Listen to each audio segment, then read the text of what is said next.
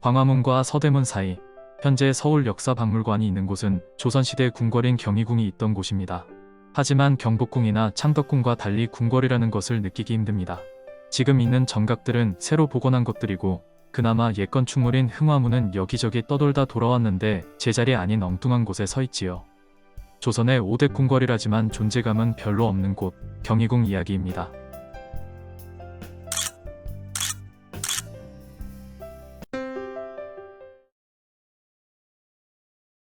임진왜란이 끝나고 조정에서는 파괴된 궁궐과 종묘를 복원하기 시작했습니다.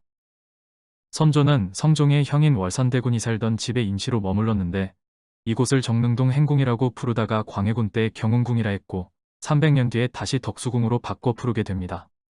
종묘와 창덕궁, 창경궁은 광해군 즉위 초에 완공됐지만 전후 어려운 형편에 결국 경복궁은 복원되지 못한 채 남게 됩니다. 그런데 광해군은 1616년부터 인왕산 아래 인경궁을 새로 짓기 시작하더니 이듬해 세문동에 또 궁궐을 짓기 시작했습니다. 세문동에 있는 선조의 옛사저에 왕기가 서려 있다는 말 때문이었지요. 세문동 사저는 선조가 왕자 시절에 살던 집인데 왕이 된 후 넷째 아들 신성군에게 물려주었고 신성군이 죽은 뒤에는 양자로 입적된 조카 능창군이 물려받았습니다. 능창군은 영모 사건에 휘말려 유배를 갔다가 죽었고 그 집터에 궁궐을 지은 겁니다. 능창군의 형이 훗날 인조가 되는 능양군입니다. 이 궁궐이 경희궁인데 건립 당시에는 경덕궁이라고 했습니다. 하지만 광해군은 두 궁궐의 완성을 보지 못하고 1623년 창덕궁에서 인조반정을 맡게 됩니다.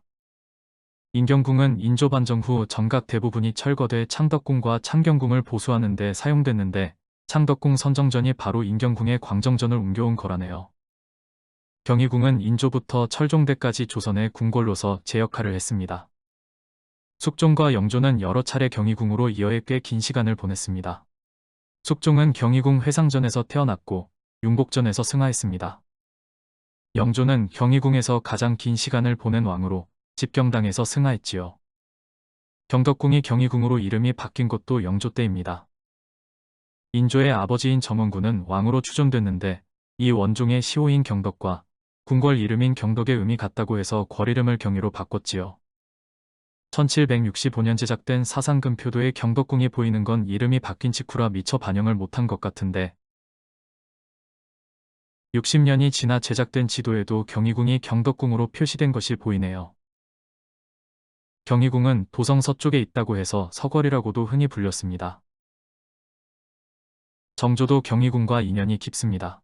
정조는 세손 시절 주로 존영각에서 지냈습니다.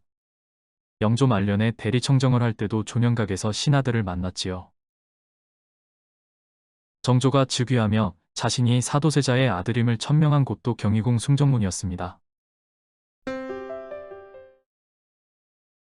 순조 때인 1829년 경희궁에 큰 불이 나서 정각 대부분이 타버리자 크게 중건공사를 하게 됩니다. 경희궁에는 이후에도 몇 차례 화재가 발생하면서 차츰 퇴락해갔고 1860년에 철종이 반년 정도 머문 것을 끝으로 궁궐의 역할이 사실상 끝나게 됩니다. 경희궁은 고종 초기 경복궁을 중건할 때 결정적으로 회철됐습니다. 숭정전이나 회상전 같은 몇몇 정각만 남기고 나머지 정각을 모두 뜯어다 경복궁 공사에 사용한 겁니다. 정각들이 철거되고 난 공터는 궁방 재정을 위해 경작지로 분배되기도 했습니다. 1883년에는 양잠을 장려한다며 경희궁에 뽕나무를 심었고 숭정전 주변 행각은 양잠소가 되었습니다. 이 당시 우리나라에 왔던 외국인들은 경희궁을 뽕나무 궁궐이라고 불렀다네요. 경희궁은 관병식 장소로 이용되기도 했습니다. 1899년 독일 황제의 동생 하일리 친왕이 방문했을 때 대규모 관병식을 거행했는데 마침 비어있는 경희궁이 그 장소로 결정됐습니다. 행사를 위해 군사들을 동원해 정지 작업을 벌였고 경희궁은 횡한 공간이 돼버렸습니다. 숭정전의 창살문들을 모두 떼어낸 것은 행사를 위해 장대처럼 만든 걸로 보입니다. 1902년에는 고종이 즉위한 지 40년 된 것을 기념하는 행사를 준비하며 경희궁을 보수했습니다. 경운궁과 경희궁 사이에 다리가 놓인 것도 이때입니다. 지금 남은 모습을 생각하면 두 궁궐이 어떻게 다리로 연결됐을까 싶은데 이때는 덕수궁이 대한제국 궁궐로서 대대적으로 정비되며 영역을 꽤 넓혔을 때입니다.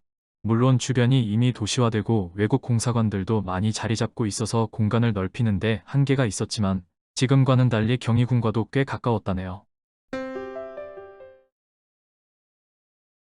정각 몇 채만 남아 간신히 명맥을 유지하던 경희궁이 완전히 파괴된 것은 일제강점기 들어서입니다. 경희궁의 정문인 흥화문은 원래 동쪽을 향하고 있었는데 1915년 신문로를 만들면서 도로 쪽을 향하게 남향으로 바뀌었습니다.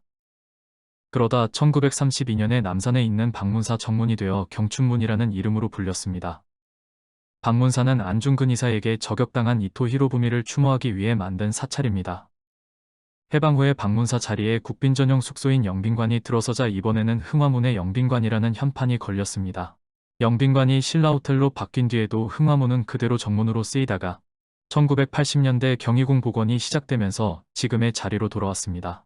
원래 흥화문이 있던 자리에는 구세군의 관이 자리 잡고 있어서 흥화문은 서쪽으로 100m 정도 이동한 자리에 남쪽을 보고 서게 됐습니다. 숭정전이나 회상전 같은 전각들은 경희궁터에 경성중학교가 건립되면서 학교시설로 사용되다가 하나씩 없어졌습니다. 경희궁 정전인 숭정전은 교실로 사용되다가 조계사에 팔려 법당이 되었습니다. 조계사는 일본의 불교 종파인 조동종에 속한 절인데 해방 후 그 자리에 동국대학교가 들어섰고 숭정전은 정각원이라는 이름으로 지금도 남아 있습니다. 물론 내부는 궁궐 정각이 아닌 법당에 맞게 변형된 상태지요. 침전인 회상전도 사찰 건물로 팔려나갔고 그 자리에는 수영장이 만들어졌습니다. 일제 말기의 서울에는 전쟁에 대비한 시설들이 곳곳에 설치됐는데 경성중학교는 비상시 대피소로 지정되었고 수영장은 방공호를 만들면서 없어졌습니다. 현전인 흥정당은 교원양성소 교실로 쓰이다가 불교 사찰인 광운사에 팔렸다는데 언제인지도 모르게 사라지고 없습니다. 경희궁에 있던 사정인 황학정은 사직단 북쪽 등과정터로 옮겨갔습니다. 등과정은 인왕산 아래 서촌에 있던 5대 사정 중 하나로 조선 말의 궁술연습장으로 유명했던 곳입니다. 황학정은 전통무술이 금지됐던 일제강점기에도 명맥을 이어갔고 광복 후에도 계속 사용되다가 전쟁 때 파손된 것을 수리해 지금까지 이어오고 있습니다. 경희궁터에 있던 경성중학교는 광복 후 서울중학교로 재탄생했습니다. 51년에 학제 개편으로 중학교, 고등학교가 나뉘었다가 중학교는 71년에 폐교했습니다. 서울고등학교는 80년에 서초동의 현재 위치로 옮겨갔지요.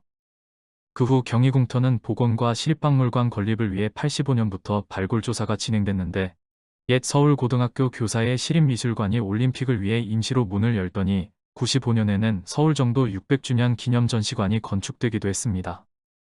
2002년 동궁 영역에 서울역사박물관이 새로 문을 열었고 경희궁은 현재 숭정전과 그 뒤쪽의 태령전 자정전 일대가 복원된 상태입니다.